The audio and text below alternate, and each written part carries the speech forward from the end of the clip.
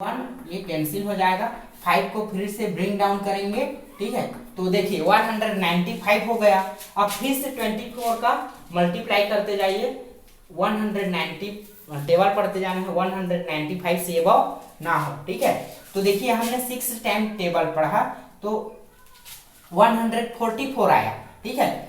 यदि हम 8 टाइम करते हैं, है ना, चलिए 8 टाइम करके देखते हैं। 8 4 जा 32 का 2 3 कैरी आया, 8 2 जा 16, 16 और 3 कितना होगा 192 हो रहा है। कितना हो रहा है 192, ठीक है।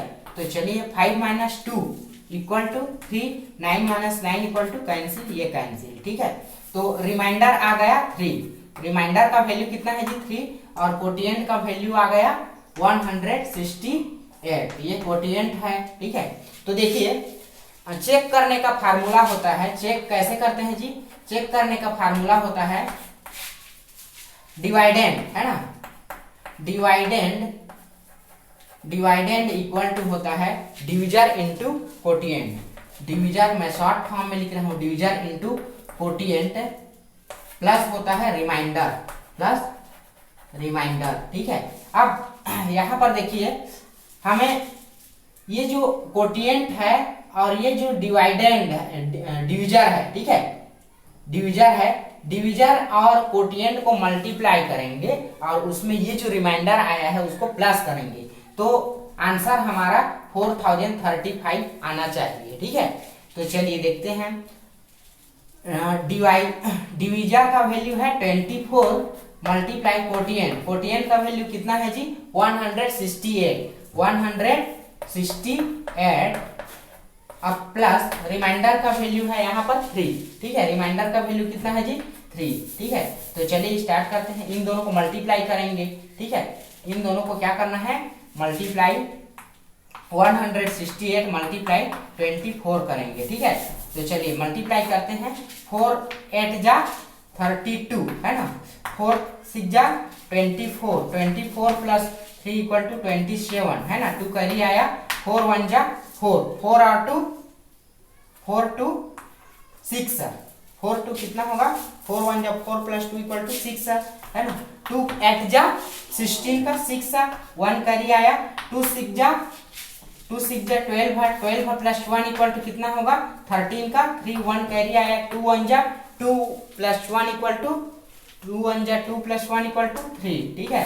कितना आएगा 2 7 6 13 का 3 1 कैरी आया, 7 प्लस 3 इक्वल टू 10 का 0 1 कैरी आया, 3 1 4, है ना। कितना आया 4032 प्लस 3 रिमाइंडर है, ठीक है, इसे भी ऐड करेंगे, ठीक है। तो देखिए कितना आएगा 3 प्लस 2 इक्वल टू 6, ठीक है, 3 का 3 0 का 0 4 का 4, ठीक है। तो सॉरी यहाँ पर 3 प्लस 2 इक्वल टू 5 होगा, है ना, 3 प्लस 2 इक्वल टू 5। देखिए यहाँ पर डिवाइडेंड इक्वल टू कितना आ गया 4035, 4035 आया, ठीक है। तो इस तरह से चेक करना है, ठीक है। चलिए अगले क्वेश्चन की ओर आगे बढ़ते हैं। अगला क्वेश्चन दिया है question number 7, right the place value of each digit of the given numerals and right the expanded form. यहाँ पर देखिए ए नंबर में दिया है 25,462, ठीक है।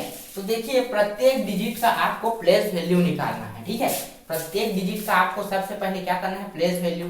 तो देखिए 25,462, 2 का प्लेस 2 कौन से प्लेस पर है 1 से प्लेस पर है, तो इसलिए 2 मल्टीप्लाई 1 करेंगे क्योंकि 1 कॉलम में है इसलिए 1 से 2 1 जा 2 होगा। 6 टेंस कॉलम में है, ठीक है, कौन से कॉलम में है टेंस, तो 6 इंटू 10, 6 10 जा 60 होगा। 4 हंड्रेड्स कॉलम में है, ठीक है, तो 4 मल्टीप्लाई क्या कर देंगे 100 equal to 4 into 100 equal to 400 हो जाएगा, ठीक है।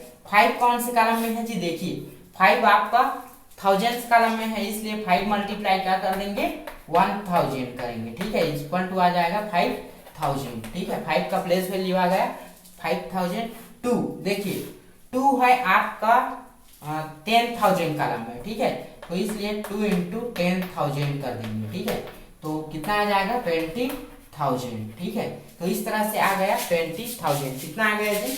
20,000। तो देखो अब एक्सपांडेड फॉर्म में बोल रहा है, ठीक है। तो एक्सपांडेड फॉर्म में कैसे लिखेंगे, हम क्या करेंगे, ये जितना भी आया है प्लेस वैल्यू प्रत्येक डिजिट का उसको प्लस प्लस कर देंगे, ठीक है। देखिए 25,462 का एक्सपांडेड फॉर्म क्या होगा, एक्सपांडेड फॉर्म इक्वल टू होगा, यहाँ पर लिखेंगे expanded form, expanded form equal to होगा, एक्सपांडेड फॉर्म आपका 20,000 प्लस 5,000 प्लस 4,000 प्लस 60 प्लस 2, यही आपका है एक्सपांडेड फॉर्म, ठीक है। तो as it is be number भी बनेगा ऐसे ही, ठीक है। अगले क्वेश्चन की ओर आगे बढ़ते हैं।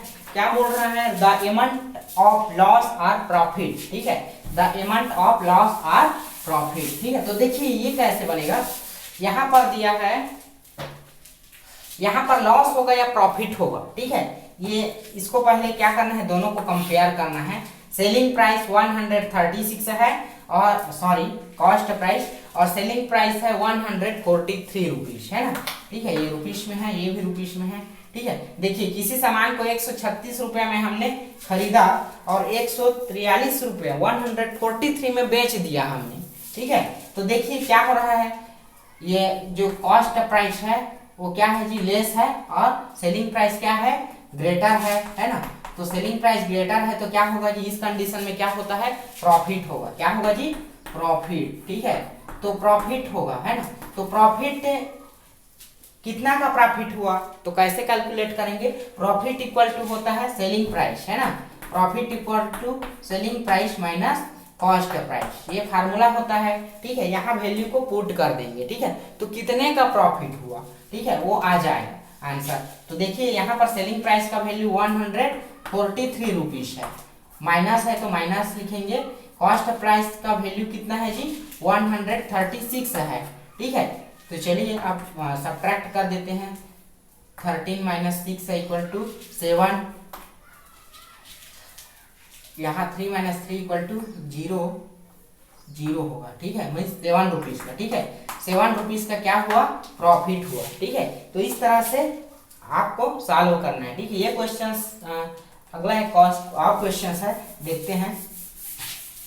यहाँ बोल रहा है राजू बॉट, है ना, Raju bought 20 litre milk for ₹200, मतलब 20 लीटर मिल्क को 200 में खरीदा है, ठीक है। मतलब cost price of 20 litre equal to 200 है, ठीक है। एंड सोल्ड इट, और उसके बाद उसको बेच दिया है ₹12 पर लीटर, है ना जी, ठीक है। 20 लीटर दूध को बेचा है, ठीक है। कितने के भाव से बेचा है, 12 रुपीज। 1 लीटर का 12 रुपया है, सॉरी 1 लीटर का 12 रुपया है ना। तो 20 लीटर का कितना होगा, ठीक है। चलिए कैसे कैलकुलेट करना है बता रहा हूँ। देखिए यहाँ पर दिया है कॉस्ट प्राइस, क्या लिखेंगे, यहाँ पर गिवन जो दिया है उसको पहले लिखना, given cost price of 20 litre milk, 20 litre milk equal to कितना है जी, ₹200 है।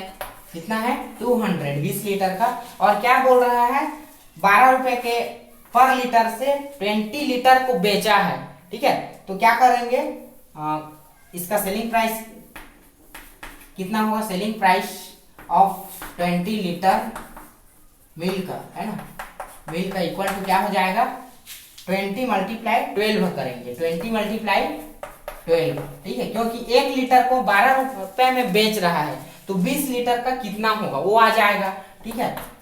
Selling price of 20 litre milk equal to 12 2 जा 24, 0 का 0, 200 कितना हो जाएगा जी, ₹240। देखिए यहाँ पर कॉस्ट प्राइस 200 है और सेलिंग प्राइस है 240, है ना। मीन्स ये जो सेलिंग प्राइस है वो ग्रेटर है, ठीक है। Cost price is less than selling price, so here is a profit. क्या हो रहा है, मेक अ प्रॉफिट, ठीक है। तो प्रॉफिट इक्वल टू कितने का प्रॉफिट हुआ, प्रॉफिट इक्वल टू क्या होता है, profit equal to cost price minus sorry selling price minus cost price. तो सेलिंग प्राइस का वैल्यू कितना है, 240 माइनस कॉस्ट प्राइस का वैल्यू कितना है, 200, ठीक है। तो चलिए सब्ट्रैक्ट कर देते हैं, 240 माइनस 200 इक्वल टू ₹40 का क्या हो जाएगा, यहाँ पर प्रॉफिट होगा। ठीक है, ₹40 का क्या हो गया, प्रॉफिट। तो आई होप आपको समझ में आया होगा। इस तरह से हम सॉल्व करेंगे। Thank you.